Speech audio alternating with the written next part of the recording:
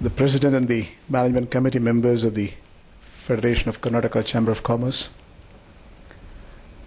honored guests, dear friends, ladies and gentlemen. It is my pleasure and privilege to be an integral part of this interesting and exciting day. The President has already summarized what we have in store. His three-page report was the essence of the overall content which I would like to. Today morning we had a very interesting and an exciting session of press meet. I had the privilege of having Mr. Partha, the Secretary General of the Federation of Chamber, also was here. So it was interesting questions, and perhaps in the next half an hour, I was told from 8 to 8:30 and followed by a question and answer session, 15 minutes. We'll make it more interactive and understand the changing dynamics in the global space, regional space, perhaps some of the questions which is worth responding to the changing dynamics of the world today should enlighten as an intellectual fact. What's happening in the global scene is interesting. First question Prestus asked me today was, after 6 years, do you believe the financial crisis is over? The answer is no. What has changed is the liquidity. The liquidity crisis has moved into a funding crisis. Funding crisis moved into a solvency issue. Eventually, still, we are contemplating the sovereign crisis. Greece is a classic example.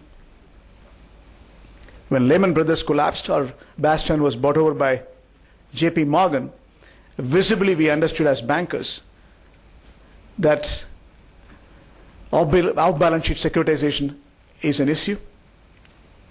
We have recognized world over financial engineering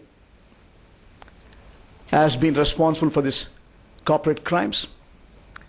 Financial economies have to convert as real. Real economies have to redefine the scope and performance. These are the lessons we understood. Least we have imagined the scale and substance and the enormity of the financial crisis. We recognize after 1930 depression, the financial crisis has set in new grounds for us to realize inclusive growth, including emerging markets, should play in global governance.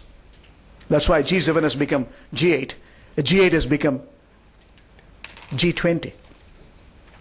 The extraordinary set of transformation required to recognize the global governance. If you look at some of the decisions taken in G20, we recognize we need universal standard in terms of accounting, valuation, securitization, and also fix the offshore tax havens, ensuring we are ethical and moral. Financial institutions have lost their trust way back in 2008. The reflection was visibly run on the banks. Countries like Iceland collapsed. What has changed is recognizing liquidity was an issue. Countries have recognized they have to go for accommodative monetary policy. They started printing money. Money supply has inflated the stock market, the property market. It transcended borders. If America can print money, European Central Bank can do it. If Europe can do it, Bank of England, or for that matter, Abenomics was invented by the then set of ground rules were different.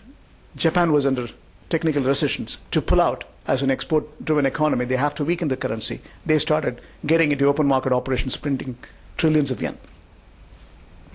So the phase two is nothing but quantitative easing, printing money, improving the liquidity. Phase three, as we are going through now, is a reflection of unwinding the QE. If you stop the money supply, as we did in Federal Reserve what's the likely scene in the financial markets? What sort of reflection you're going to have in the interest rate scene? What sort of sustainability you're going to have in the global pace? That's what we need to understand. We need to understand when you weaken the currency, by printing money, you are weakening the currency. When you weaken the currency, it is facilitating exports. That's why export-driven economies were resorting to this means. When you have excess money supply, obviously, the housing market can recover. The mortgages, which were under depression, grossly deflected on account of downward trend, were started recovering. Is America is fully recovered? Is the world at large is fully recovered? The answer is no. The current dictum of IMF in July, we had a spring meeting in Washington in April. Last year, October, I was there during the meeting in IMF. We thought we are in the mode of recovery. America can start raising the interest rate. The forecast was more optimistic than what we are seeing today. Then again, the spring meeting in April was a different reflection. When we revised, we are having seen the downward trend in the emerging economies and the geopolitical tensions, we recognize the global growth is between 3.3 to 3.5% maximum. Advanced economies between 2.2 to 2.4%, inclusive America between 2.2 to 2.5%. You have seen the quarter, the last one was a reflection of contraction. Housing market, of course, is recovering. We have seen jobless claims are reducing. We have seen purchasing parity is improving. At the same time, can they fulfill the cumulative conditions to raise the interest rates? It means you also need inflation of 2%. We are not seeing it. With oil price deflecting, dollar getting strengthened, the dollar index is 98 basis points. A year before, it was 79 basis points. America is strengthening. There's no question about it. We have seen the investments in the US Treasury again. That shows America is formidable in terms of overall investors' confidence. But is it having a sustainable recovery? The answer is no. What about UK? Between 2.4 to 2.2%. Next year is downward revision of 2.2%. When it comes to Japan, maybe 0.8% is practical. That's what the reflection we have seen. When it comes to Europe, 1% is a possibility. The monetary policy and fiscal policy are heterogeneous. The centrally managed monetary policy and decentrally engaged fiscal discipline is a confusion. We have seen clarity in the design. Perhaps by birth is a deformity. That's the challenge we have in the Europe. Greece, after 5 years of bailout, consistently failing its obligations, virtual of its own economic measurements, close to bankruptcy. That's the reality. That's Europe for you. When it comes to the Gulf states, where we have 45% of the world oil, 25% of the world gas comes from, we have seen the commodity prices are falling. As I mentioned, when you print money, you weaken the currency. Currency, as I said, it's no more a barometer. When you weaken the currency, you hedge the risk by buying commodity futures. When the currency gets strengthened, like dollar index has strengthened from 79 to 98 basis point, the commodities are falling. Petrodollars, per barrel it is denominated in dollars. Today, the Gulf economies are having a different reflection in terms of GDP. The en bloc, 6 states put together in aggregate terms, producing around 1.438 trillion. Saudi Arabia is topping in the list with $650 billion as GDP. Second largest economy is United Arab Emirates, that is $350 billion. Then comes Qatar, $197 billion, nearing $200 billion. Then comes Kuwait, $135 billion. Oman with $62 billion. $31 billion is Bahrain. Sum it up, it's $1.428 trillion. If you look at the oil at between 50 to 60, still they can generate current account surplus. That's my message to you. They can produce, they are producing over $50 billion current account surplus. When oil was costing over $100, the investable surplus is huge. Now they have to run a deficit financing. They have to draw from the reserves, from the sovereign funds. These countries have accumulated huge investable surplus when oil was over $100 over a decade. Extraordinary set of conservation in terms of money making. Out of 6.6 trillion of sovereign funds, 2.3 trillion comes from nearly one third is in the Gulf. That's what the president was mentioning. That is the financial stability we are talking about when it comes to Gulf states. We recognize that's an opportunity for India. In spite of the fact you have a downward trend in oil, if you look at the current reflection, there are countries which still coast investable surplus. I did mention about the GDP breakdown. In aggregate terms, the Gulf states should produce between not less than 4 to 5% growth. Exceptions are there, like countries like Qatar. This year's projection is 7.3%, with 8% current account surplus, 5.3% fiscal surplus. So extraordinary opportunity lies still with the Gulf states, irrespective of the downward reflection in terms of oil and gas. Somebody, the former president of the Federation of Karnataka Chamber, asked me, what's the secret of Qatar? I'll come to it in a minute when it comes to Qatar and GCC bilateral opportunities for India. The bigger picture is the convergence of India and the Gulf states. When you move to India, somebody asked me today, you as an international banker running operations in 15 countries, tell me, is India in the right direction? I said yes. It's a relativity. What's happened in the one part of the world resonates in the rest of the world. The world is changing on account of globalization. The world is also changing on account of re-regulation. What was once deregulation has become re-regulation. That's why consumer protection is important. Investment banks models have been redefined. Basel III was invented to capitalize more and more. Banks should play, whether you run a private bank or a local bank, it is public, it is global. You have to use your shareholders' money productively. Accountability and governance norms have changed.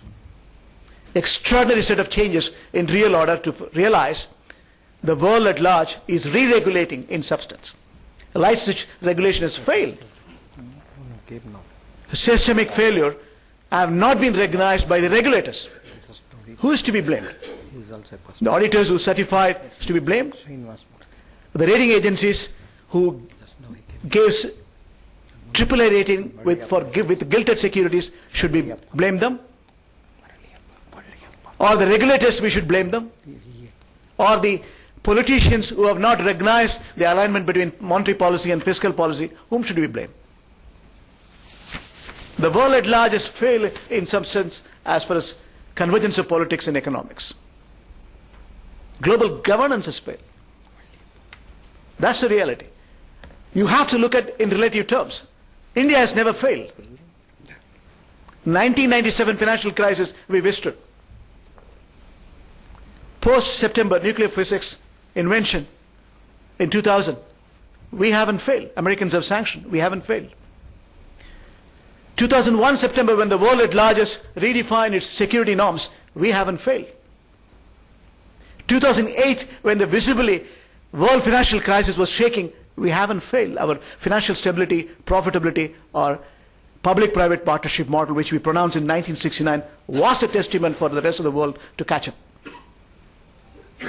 How can we fail As a nation with a strong demographic dividend, we recognize this century belongs to India, ladies and gentlemen.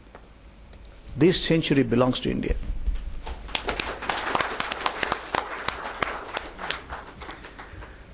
Not that I am a passionate Indian or a patriot, I'm saying it's core economics. Leave the political stability. Functional democracy. The history has shown nationalization was the right way of building the public-private partnership model. And you have demographic dynamics. By 2020, our dynamics are visible to see. The average age is going to be 25 years, while China is 35.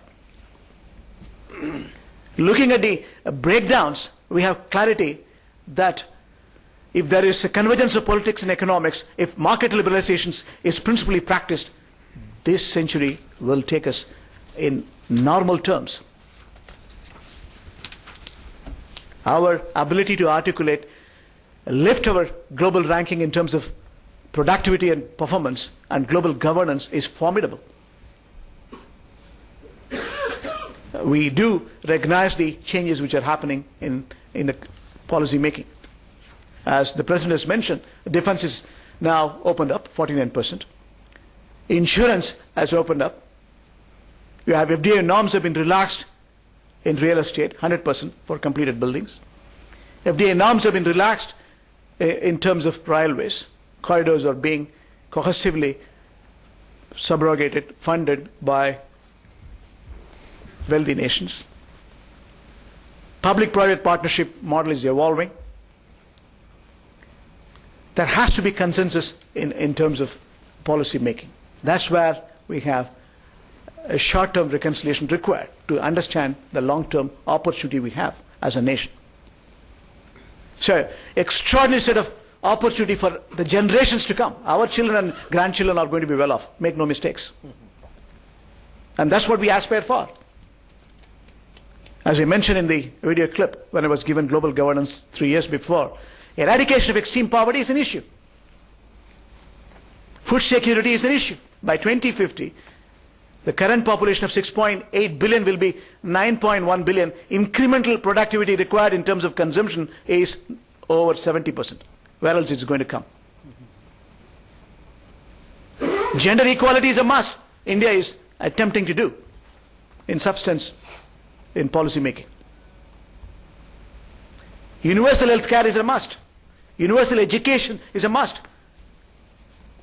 Knowledge society has been the formidable norm for us to recognize that's the future. That's the real wealth. That's what Qatar has did. To answer to the question of the past president of the Federation of Karnataka Chamber, Qatar did nothing. 1995, Qatar was borrowing money in the international market. It was an OPEC member. Having recognized conserved reserves in terms of natural gas, they got into industrial expansion, and also simultaneously they got into building the knowledge society. Billions of dollars were borrowed, deployed for knowledge management. Qatar Foundation was set in. Today, world-class education. Carnegie Mellon. My 2 daughters are from Carnegie Mellon, Texas A&M, Virginia Common, Georgetown. Investment in education. And we have the knowledge society in India, make no mistakes. It's growing at a rapid pace. The strength of India should not be undermined. The opportunity ahead is visible. We have to fix definitely certain issues. Environment sustainability. Can we? It's not economics. I've been practicing green banking as a matter of social responsibility, while it is a good commercial model where we have maximum per capita emission. I've set in a ground rules.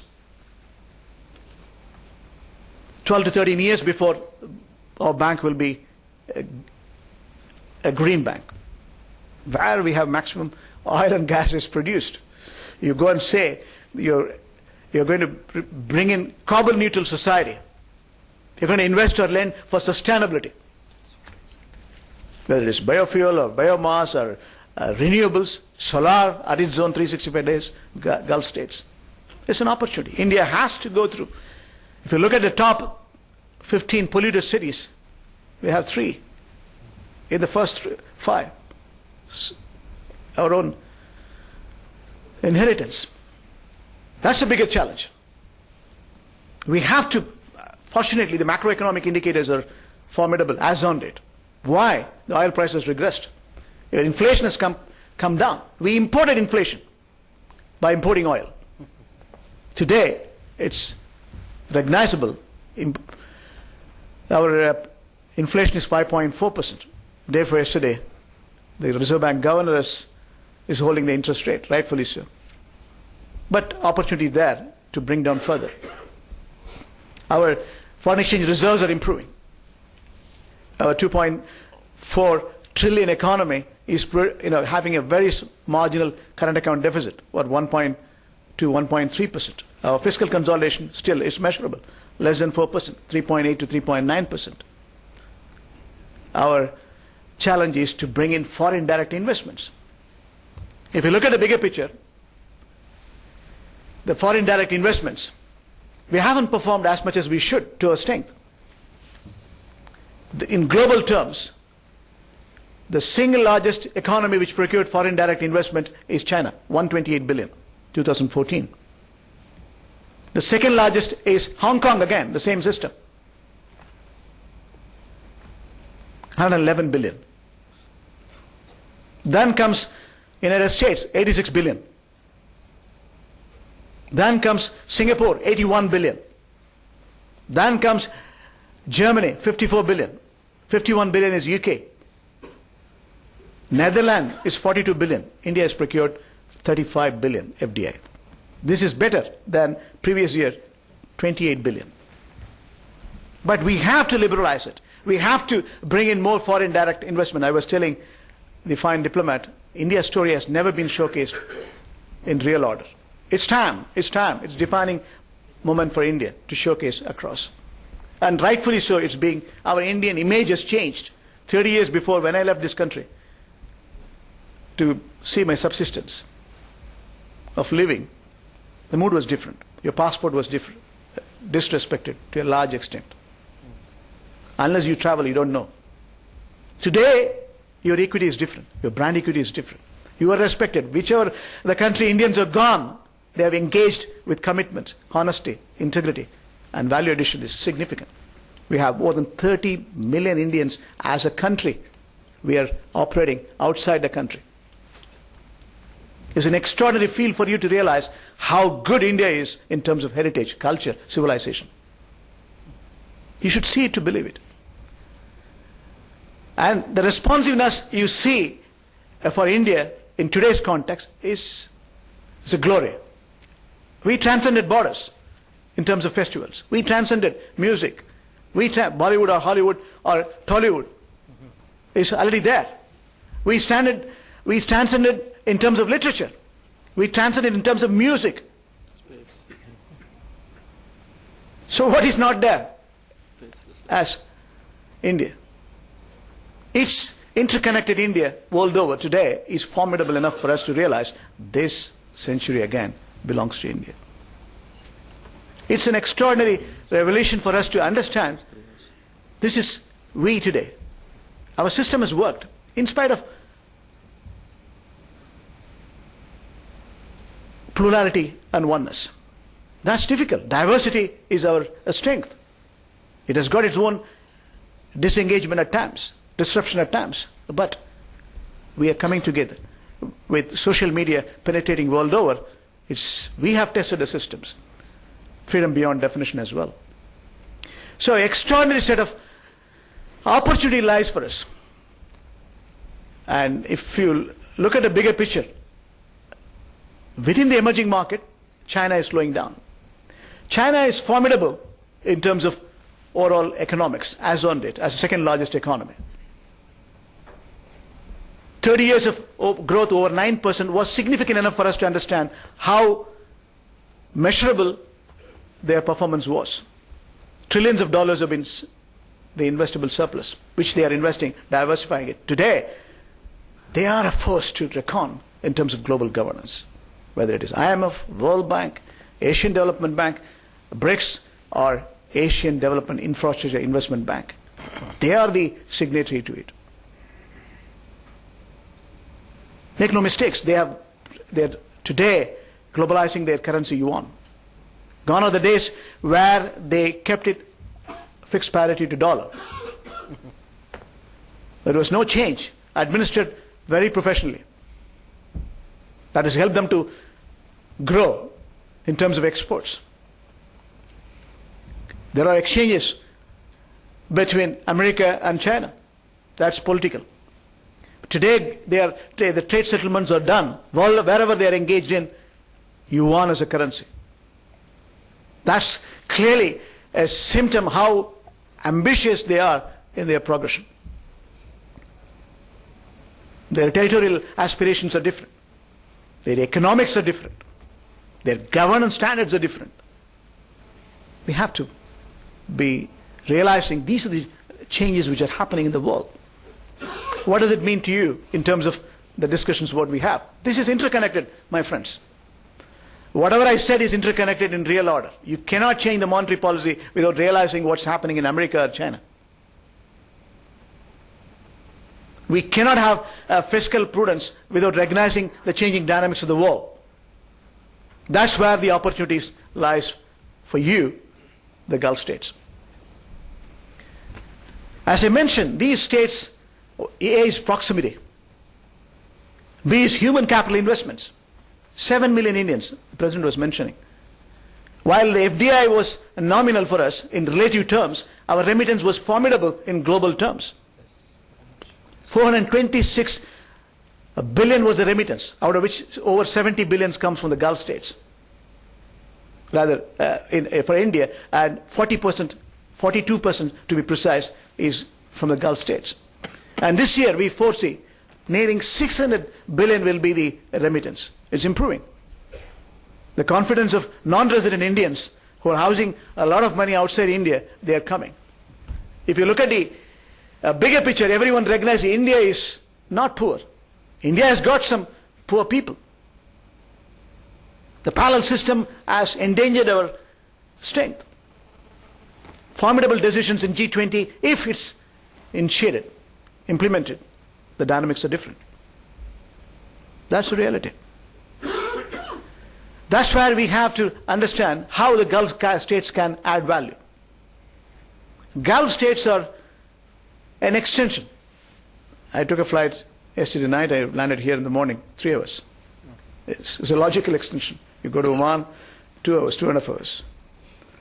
By the time you have your meal, you're landing in India. It's as good as going from Bangalore to Delhi. Again, Indians have done exceedingly well. The President was mentioning few companies: Lawson Tubro, Punch Lloyd, Shapoorji Pallonji, Voltas, TCS.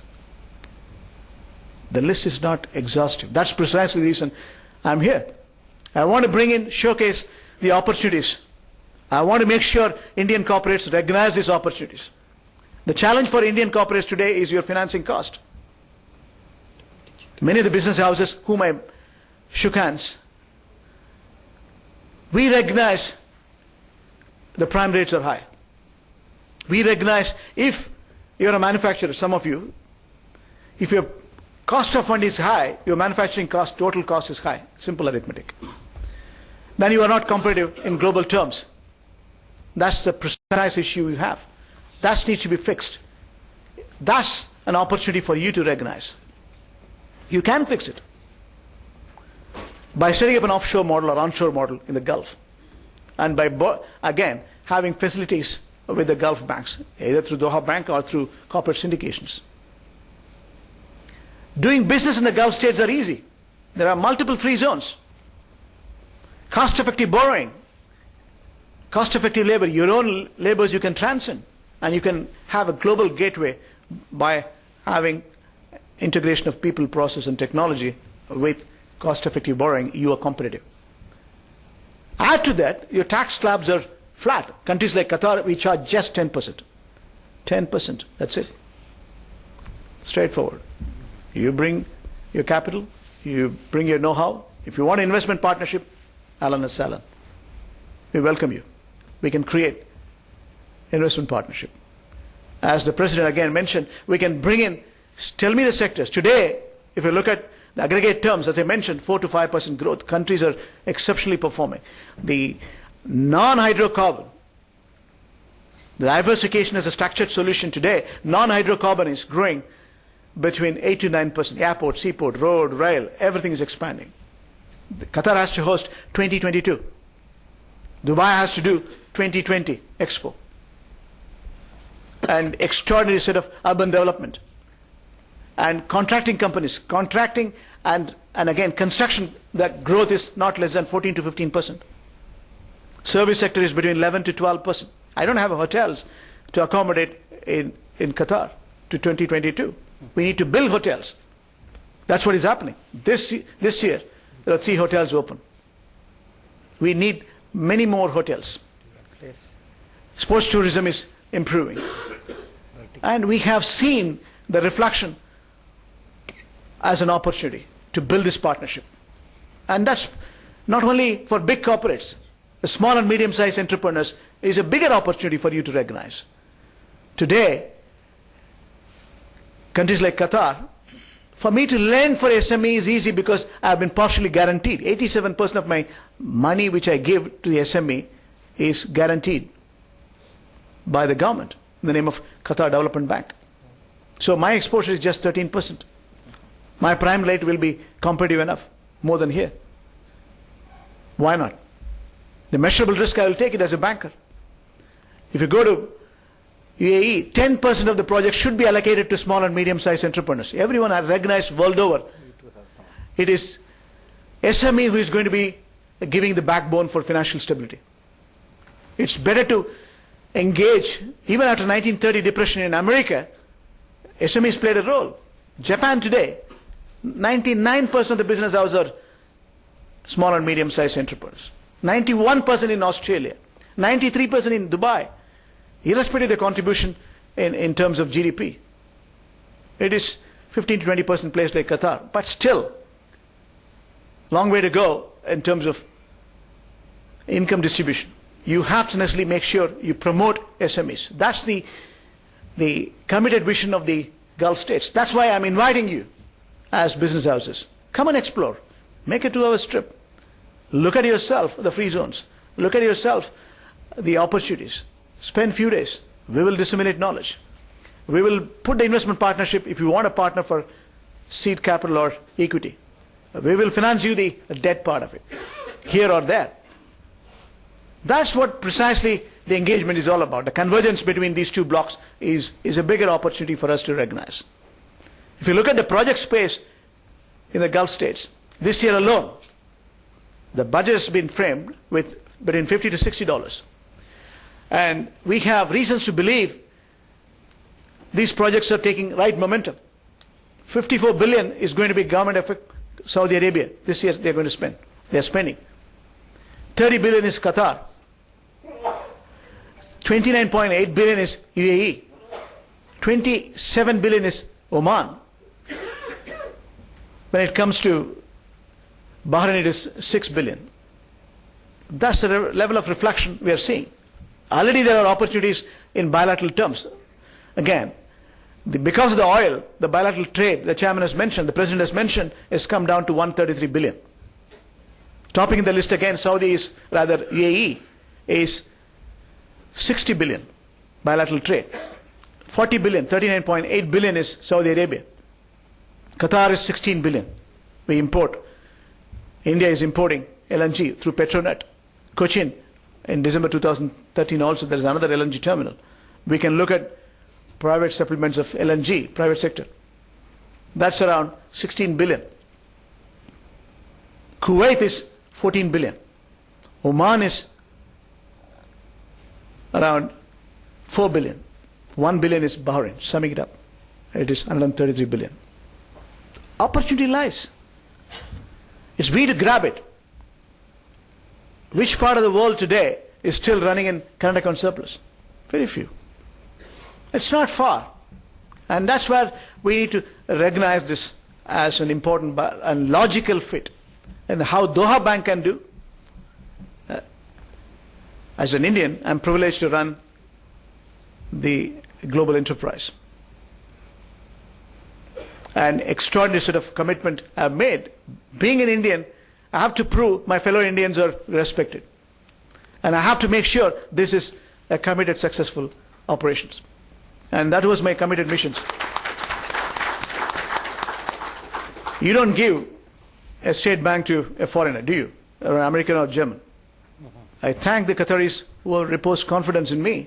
And today, from 4 banks to 4 branch bank in 2000 and odd when I commenced my operations.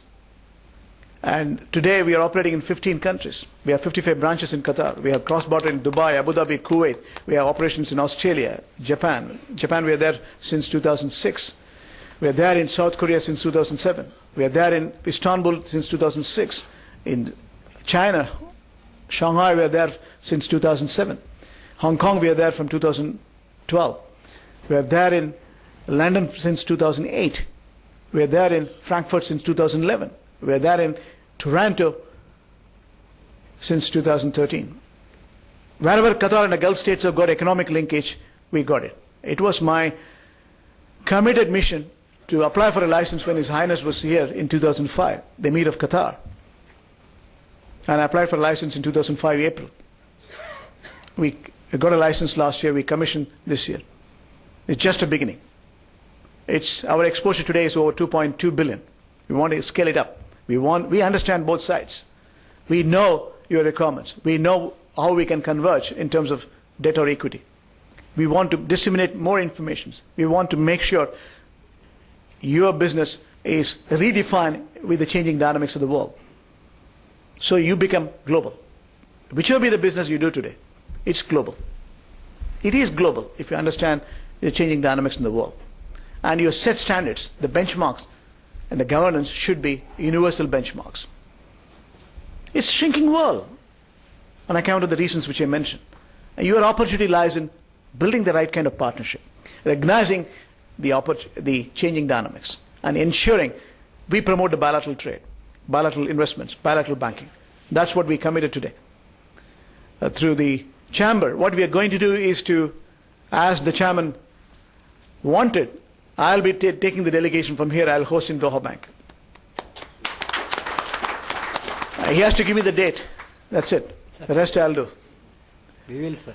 I will bring the delegation from there, and Karnataka is a better place to do business also. We recognize that.